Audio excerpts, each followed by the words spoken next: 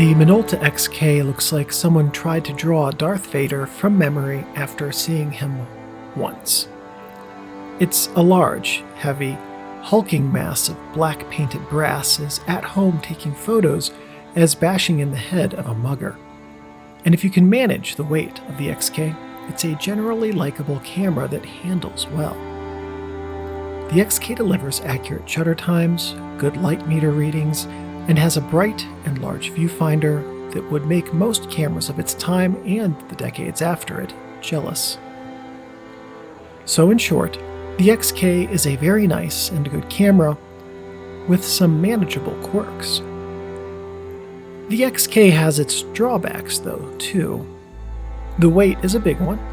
Another is the on-body switch that requires the camera be held a certain way unless the switch is bypassed. But the XK's Achilles heel today is that, even when new, and this comes directly from one of my camera repair friends who worked on Minoltas back in the day, Minolta never provided suitable support for the camera, especially given that it was a professional tier body. Parts and service were hard to come by, and, you would be right in guessing this, the issue has not gotten better with time.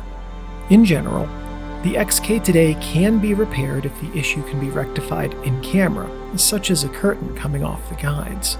If the repair requires a spare part, that presents a significant challenge.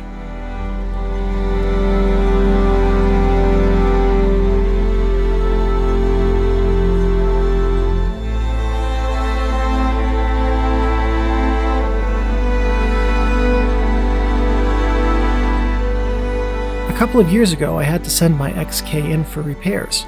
It was draining batteries rapidly and jamming with a complete mechanism lockup. I lucked out. My tech was able to swap out the faulty parts, but asterisk. The parts were from another XK, so while mine no longer drains batteries in a day, now it does require near new batteries in order to work. And while it does still jam and lock up about every other roll, I can now get it unjammed by accessing a part on the underside.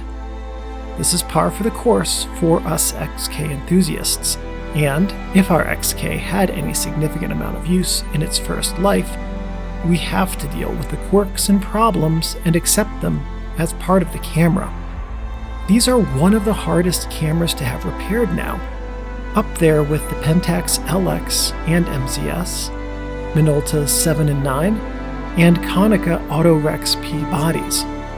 Functionally, these cameras might as well be unrepairable.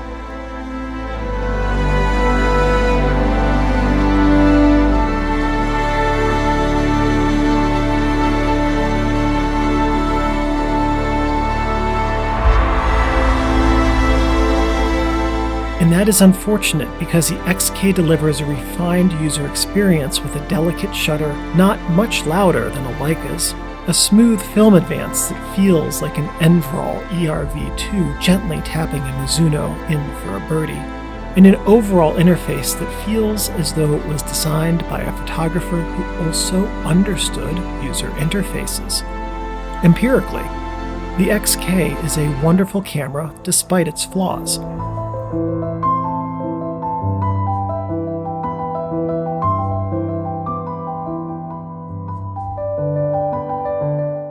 And yes, someday, these will all fail, all be beyond repair, and sit relegated to display cases to look out at the world that they once could capture. That time will, in all probability, come sooner for this model camera than most others. If you have an XK, enjoy it while you can.